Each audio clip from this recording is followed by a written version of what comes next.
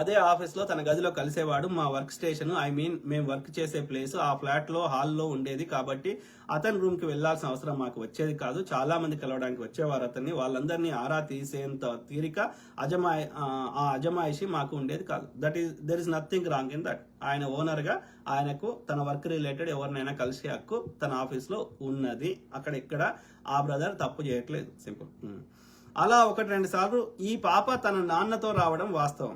Okay, ఎందుకు వచ్చింది ఈ పాప?